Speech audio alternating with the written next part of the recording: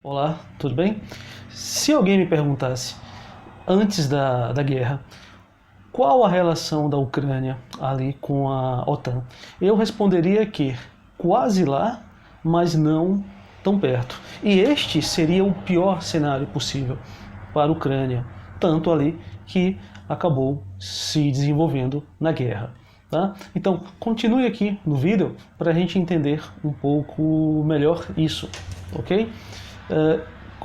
Quando o Obama assumiu ali a presidência dos Estados Unidos, em 20 de janeiro de 2009, ele iniciou ali uma política mais agressiva em relação a Moscou do que os seus anteriores. E nisso envolvia ali uma expansão da influência militar e política da OTAN sobre o leste europeu, trazendo ali, né, incorporando ali para a OTAN a Ucrânia e a Geórgia. Isso gerou uma reação direta ali de Moscou, né, na qual se estabeleceu ali uma linha vermelha, né, que depois Sergei Lavrov se referiu como linha de ruptura, indicando que deveria haver um limite, né, tolerável por parte dos russos em relação a essa expansão da OTAN no leste europeu. Em 2012, o Obama intensifica essa influência sobre a Ucrânia quando ali intervém politicamente e apoia ali, né, o golpe que derruba o então presidente ucraniano, que era próximo a Moscou, e o substitui por um mais simpático ao Ocidente, né? Então, entenda-se por Ocidente, né? A Europa Ocidental, a OTAN e claro, o Washington. Isso, né, gera ali, inicia a crise ucraniana, pois 2 anos depois, 2014, a Rússia ali, né, retoma o controle sobre a Crimeia e já indicava que pretendia fazer o mesmo sobre regiões ali de maioria russa, né, na fronteira ali da porção leste da Ucrânia, e que tentaria, né, a sua anexação também. Em seguida houve ali uma intensificação da participação norte-americana, onde se intensificou o envio de armas e o treinamento das tropas do exército ucraniano, né, ao mesmo tempo em que o Washington deixava muito claro que eram 3 os seus objetivos, né, estimular a entrada da Ucrânia na OTAN, na União Europeia, e que a OTAN a longo prazo, que a Ucrânia a longo prazo se tornasse ali uma referência ocidental dentro da porção oriental da Europa, tá? E aí, esse tipo de política chega ali, né, e alcança a tal linha de ruptura estabelecida ali por Moscou, né? E aí, agora, né, em fevereiro de 2022, os russos consideram então que essa linha de ruptura foi ultrapassada e respondem de maneira agressiva com essa intervenção militar, né, e aí todas as consequências desumanas de uma guerra.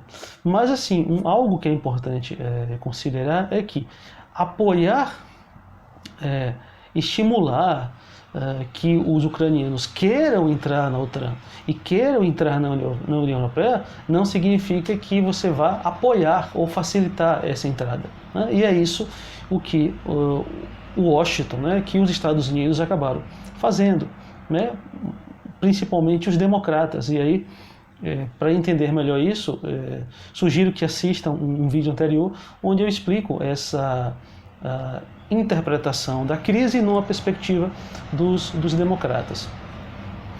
Bom, então o que é que se tem aí, né? O que é que isso tem a ver com o pior cenário possível para a Ucrânia? É que nessa situação de quase lá, mas não tão perto, o que acontece?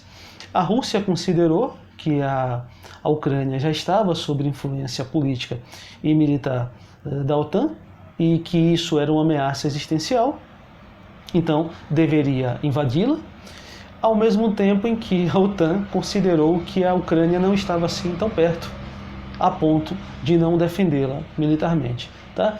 Então é aquela história, né? A Ucrânia está apanhando por causa dos seus novos amigos, mas que não eram assim tão novos amigos, ou que não tinha aceito ainda a Ucrânia ali na sua roda, né? No seu grupo de amigos ali. Basicamente é isso, né? Ou seja, muito próxima da OTAN a ponto de virar alvo, mas não tão próxima a ponto de ter amigos, tá? Então, por isso que eu disse que esse seria o pior cenário possível, né? Então, na verdade, a Ucrânia virou ali um novo adendo da Guerra Fria, né? A Guerra Fria sendo interpretada ali como uma guerra, não é uma guerra de influências políticas e militares não declaradas ali entre Washington e o Kremlin, mas que em algum ponto, né, usando terceiros ali, esses enfrentamentos ocorrem. E nesse momento, o tabuleiro onde ocorreu esse enfrentamento, né, entre Washington e Moscou, acabou sendo a Ucrânia. Tá? Então, o que eu quis dizer com próximo, quase lá, mas não tão próximo, é que nesse cenário de estar sob influência de Washington e influência de Moscou, a Ucrânia estava no lugar errado, na hora errada, né? E aí acaba virando ali o tabuleiro na qual as duas potências militares vão disputar o controle. Provável que ao final a Rússia avance cada vez mais, né? Mesmo que de maneira mais demorada, porque à medida que os planos de Moscou estão sendo frustrados, eles vão entrar com armamento mais pesado e uma hora deve enfraquecer ainda mais ali a resistência ucraniana.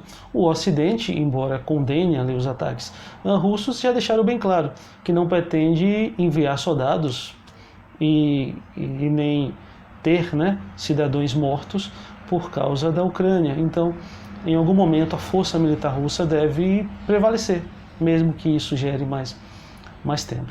Tá? Então, na verdade, embora alguém fale ali dos riscos nucleares, mas não deve se chegar a um conflito nuclear, até mesmo porque esse vai ser mais um dos próximos episódios onde envolve ali essa nova Guerra Fria, né? O que vai se mudar são os tabuleiros. Agora no leste europeu, depois lá no Oriente Médio, possivelmente em algum momento na Ásia, tá bom? Então, a Ucrânia ali, e como eu disse, está geograficamente no lugar errado e fez amizades que talvez não deveria na hora errada. Então, espero que tenham gostado. Até mais.